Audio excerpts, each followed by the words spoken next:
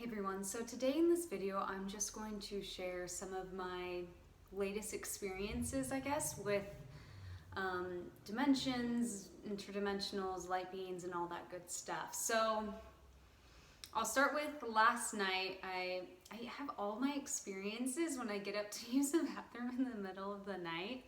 I haven't slept well this week at all. I feel like I've been just constantly waking up or feeling like something is waking me up. And so when I was in the bathroom, I could feel like there was something in there with me, and which I'm quite used to. I see spirits and ghosts or whatever in my mind's eye, and I've set really good boundaries where I'm just like, not right now, I'm sleeping.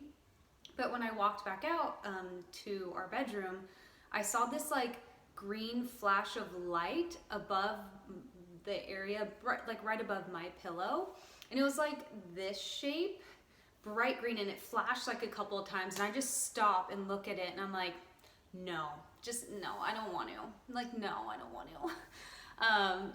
It felt like a nice presence, but just, it's scary. Like, it made me think, like, here I am speaking with, or telepathically communicating with aliens, with light beings, with interdimensionals, like, on the regs. But when you see something physically, like, I didn't see it in my mind's eye, I saw it physically, it feels so scary. Like, I literally felt scared, even though I knew it was a nice, loving presence. And it just kind of reiterated why aliens and light beings don't, like, they can show themselves to us, and they most often than not, even though we know they mean us well, or at least that's my belief, it's still freaking scary to see something with your own eyes in the present reality. And so I just was like, ugh, I felt scared. I wanted to wake up my partner, but I didn't. And I just waited for it to go away. It feels like it was a portal. And I just was like, I don't want to. No thanks, sir. So I was like, just can you go away? Like, I'm trying to sleep. Which again comes back to the free will that we have as humans, that just because something's there and wants to interact with us doesn't mean we have to interact with it. So that was that experience, which now that I kind of have seen something, it does feel interdimensional in nature, whatever it may be. I'm like, okay, I'm kind of down to see more things, but maybe we can set up like office hours, not when I'm like getting up to go pee in the middle of the night and I'm just like not ready for it. Another thing too, I was listening to this podcast and they were talking about how you can connect with your spirit babies, which I knew that. But she was like, you can start talking to them right now. And my partner and I, at this present time and moment, are not trying to conceive. But it really just, I'm like, yeah, I'll start talking to them, whatever. And it's funny because it's kind of come up. I had a healing session last weekend, and the spirit baby or babies came through. And then I'm having another healing session tomorrow with someone. And it was kind of like as part of the topics of if there's any spirit babies. So I feel like there's just a lot of spirit baby energy. So yesterday I just kind of stopped and put my hand on my womb, and I was like, let's do this, babies. Come on, baby, let's connect. And I just felt like I saw 3, which is really interesting because I'm more of like a 2 gal. But I just felt like this really loving presence, and men and women can both do this. And so just the idea is just to form that bond and that connection. If you do want to have children or plan on having children at some point, just to open up the communication. And I felt such a loving presence with them that I did it again today, and it's almost like this new ritual for me to come back to the present moment. Like, I feel so much love when I just put my hands on my womb, or if you're a man, you can do it on your heart space. And I'm just like, hey, like, I'm gonna take such good care of you. Like, I can't wait to meet you when it's time. I love you. You guys are the best. You rock. Whatever. So that's just been like a really beautiful ritual. I think it's just, we connect to our spirit guides, we connect to our guardian angels. It's like, why not connect to the spirit children? It does. And if you're unsure if you want to have children or not, I think you can still do this ritual or process. It doesn't mean like you're writing it in stone that they have to come through. Again, we all have free will, but it's just become like this really beautiful practice where I'm like, what up, babes? What up, baby? Anything about that? Yeah. So again, not trying to conceive. This is not an announcement of any sort, but just, I think, a really beautiful practice to connect with all aspects of ourselves within the physical and spiritual realm. Another really interesting experience, I'm like in this, and maybe some of you, I like sharing these experiences because you may be having something similar, not recognize that it's real or what it is. I'm at this moment in my spiritual practice where, like, I'll walk into a room and I'll see a past life or a fractal life or whatever it may be. They just kind of do really quick, and I'm like, that's cool, sweet. So I was in an Epsom salt bath like 2 nights ago, and how I mentioned earlier, last weekend I had a healing session, and the healer was telling me how salt water is really good for me, but to like dunk my whole head, like getting in the ocean or Epsom salt baths, but to really get my face in it. And so I was in the bathtub listening to music and whatnot, and I remembered that, but my hair was in a bun. I didn't want to get my hair wet, so I just held my breath and plugged my nose and I'm such an idiot, and like dunked my face, and it felt really so stupid. I'm just like in the bath by myself dunking my face in the water. But that's what I did. That's where I was like, I can't get my whole head wet, or I choose not to. And as soon as I dunked my face, I was taken to Mintaka. I've been shown really briefly that I've had lives or have current lives on Mintakan, that I have Mintakan energy. And I was just immediately swimming in this crystal clear blue water, and I saw this sort of amphibian-like man. He kind of looked like a frog, lizard man, kind of bluish. So like human body, but like webbed stuff. I don't know. Like sharp teeth.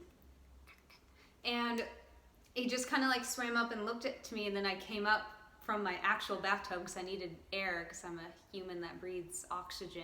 And I was like, that was cool. So I was like, okay, I'm just gonna dunk my face back in the water and do that again. So I was like, and I like dunked my face and just kind of continued, and I started communicating with him. And he told me his name was Rethimus, Rethimus, that it was in fact Mintakan. And we were just kind of like swimming around, and it showed that there wasn't really a lot of land masses. Like there'd be like really cool mini little tropical islands or rocks, but it was really mostly water. And underwater they were showing me like their homes where they use like these glow-in-the-dark fish or the scales of these electric fish to like light up their homes. And it was just like underwater. They were kind of like mermaids, but you know, like frog people. And so I came back up for air, and then I felt like, I was like, I'm gonna run out, I'm gonna get like lightheaded. So I just sat in meditation and communicated with him, and he just let me know we were family, which I feel like I'm tapping. How I was viewing it was as if I was the being looking through my own eyes instead of like an observer. So I feel like I was tapping into like a fragment of my soul, or a past life, or future life, current life. And so what I've been shown before is Mintakan starseeds often feel homesick, and it's because their home doesn't exist anymore in this sort of linear time of reality. And so I was like, what happened there? Like, can you show me? And all of a sudden I was like, my head was above the water in this visualization, or you know what I mean? And I just saw this giant, like this robotic monster looking type giant, like kind of stomp down into the water, and like all of these other little amphibian people like kind of swim away.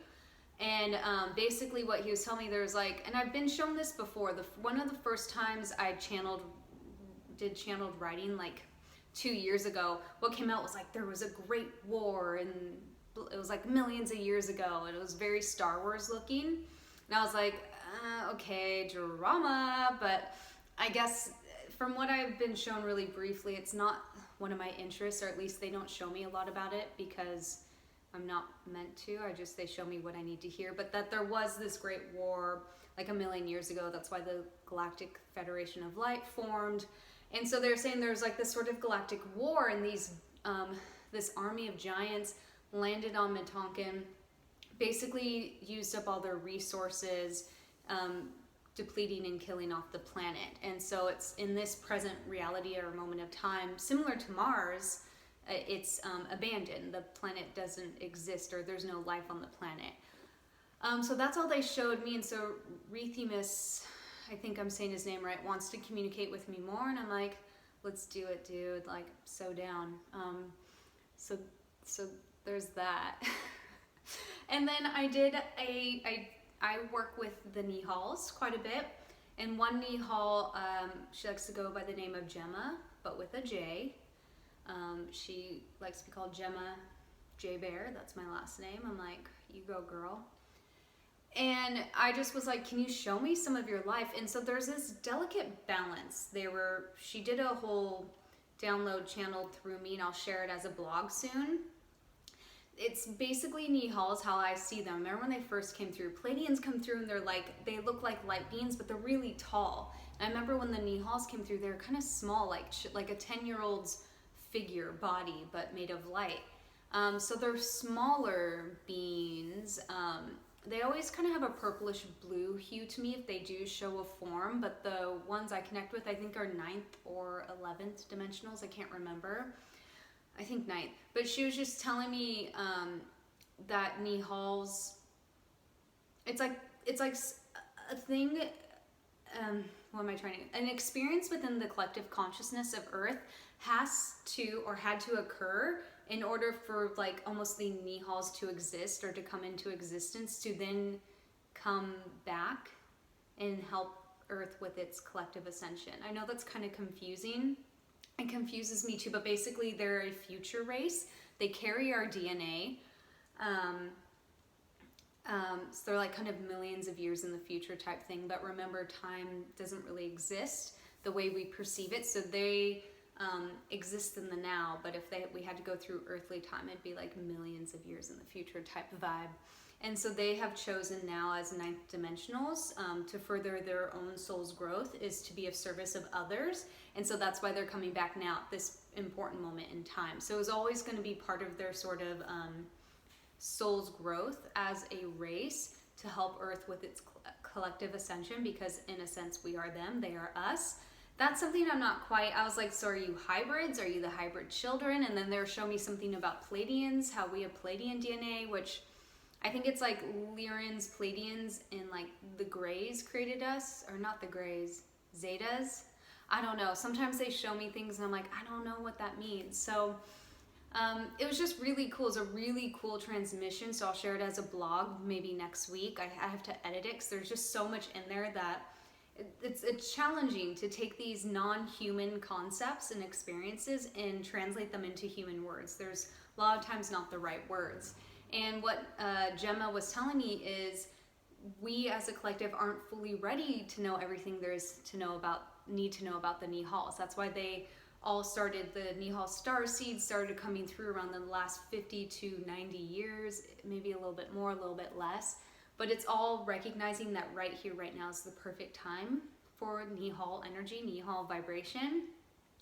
And that's what they're showing me. They're like, somewhere down the line, it's like star beings will start to integrate and communicate and reveal themselves here on Earth. Kind of like how I said earlier, it's like even someone like me who channels them, once I see something, I'm still scared. So we have a lot of works, or we have some work to do with our collective conscious of not being fearful of seeing them and interacting with them.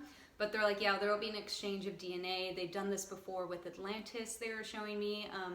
There was an exchange or changing of DNA. Something with the Zetas creating hybrids with us, but I'm like, I don't really know what a Zeta is, so I'll have to ask about that. But yeah, that's kind of thus far what I've been shown about the Nihals.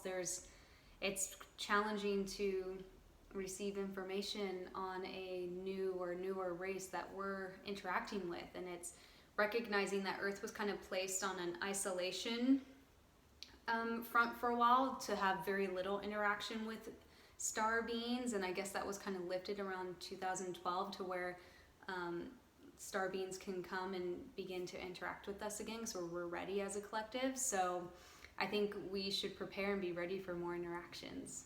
Pretty exciting stuff. All right, thanks guys so much for watching, and I'll see you next time.